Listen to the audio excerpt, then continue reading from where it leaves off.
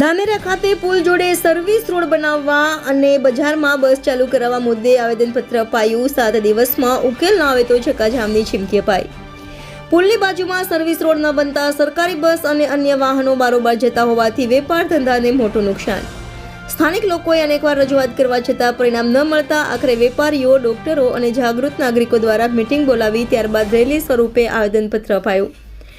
આવેદનપત્રમાં 7 દિવસમાં ઉકેલ ન આવે તો ધરણા અને ચક્કાજામ કરવાની અપાઈ ચીમકી। સરકાર અને તંત્ર દ્વારા યોગ્ય કાર્યવાહી ન કરે તો આવનાર દિવસોમાં સર્વિસ રોડ મુદ્દે મોટું આંદોલન મોટું સ્વરૂપ ધારણ કરે એ જ નક્કી જ છે। રિપોર્ટર નગીન સંદેશા, ઇન્ડિયા 24 ન્યૂઝ, ડીસા।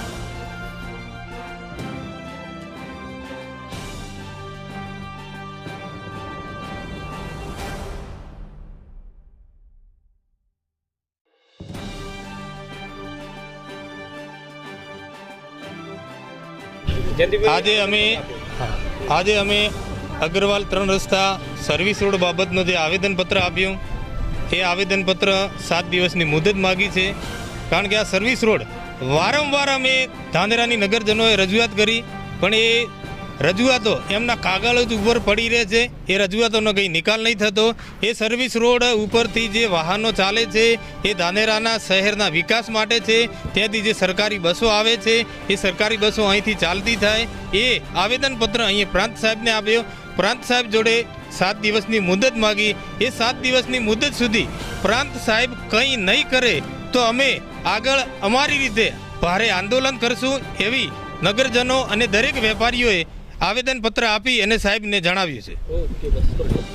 આજે ધાનેરામાં અગ્રવાલ 3 રસ્તાથી મોરલીના ગલ્લા સુધી જે પુલ બનાવવામાં આવ્યો છે ને એની બંને બાજુમાં સર્વિસ રોડ બનાવવામાં નથી આવેલો, જેના લીધે અવરજવર કરતા બાળકો અને વાહન ચાલકોને ખૂબ મુશ્કેલી પડે છે। અને એના ભાગરૂપે ધાનેરાના જાગૃત ડૉક્ટરશ્રીઓ, પત્રકારશ્રીઓ, વેપારીશ્રીઓ અને આગેવાનોએ આજે સંયુક્ત મળીને એક રેલી સ્વરૂપે પ્રાંત સાહેબને આવેદનપત્ર આપ્યું છે।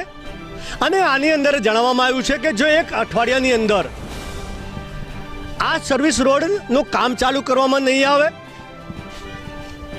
રોડ ઉપર પડેલા ખાડા પૂરવામાં નહીં આવે, સર્વિસ રોડની બાજુમાં જીબીના જે થાંભલાઓ આવેલા છે, થાંભલાની બાજુમાંથી કંઈક નર્મદા નહેરની પેલી જે પાઇપલાઇન ચાલે છે ને જેનું પાણી લીકેજ છે, એ લીકેજના લીધે ક્યારેક થોભલો પડીને ભાગે અને વિવેકાનંદ વિદ્યાલયના તમામ અલગ અલગ ડિપાર્ટમેન્ટમાં 10,000 કરતાં વધારે વિદ્યાર્થીઓ ભણે છે અને એમનું ભાવિ ન જોખવાય તેના માટે આજે બધા સંયુક્ત મળીને પ્રાંત સાહેબને આવેદનપત્ર આપ્યું છે। અને એની અંદર ચોખ્ખો ઉલ્લેખ કર્યો છે કે 1 સપ્તાહની અંદર જો આ કામનું નિરાકરણ નહીં આવે તો આવનાર સમયમાં ઉગ્ર આંદોલન કરવામાં આવશે અને રોડ ચક્કાજામ કરવામાં આવશે।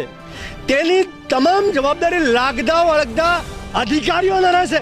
સરકાર તો આવે ને જાય, સરકાર તો આજ દિવસ સુધી બધાને મૂર્ખ બનાવે છે, પણ જનતાના ટેક્સના પૈસા સરકારી કર્મચારીઓ પોતે લે છે અને એનો ખરેખર પગાર જેટલું તો કામ કરવું જોઈએ એ પણ નથી કરતા। એના માટે આજે એવી ચીમકી ઉચ્ચારી છે કે આવનાર સમયમાં જો કોઈ દુર્ઘટના ઘડી તો તમામ જવાબદારી લાગતા વળગતા અધિકારીઓને રહેશે અને જો સપ્તાહની અંદર કામ ચાલુ કરવામાં ન આવ્યું તો આક્રમક આંદોલન કરવામાં આવશે અને એની પણ સંપૂર્ણ જવાબદારી લાગતા વળગતા અધિકારીઓને રહેશે। કાળુભાઈ તરક, ધાનેરા।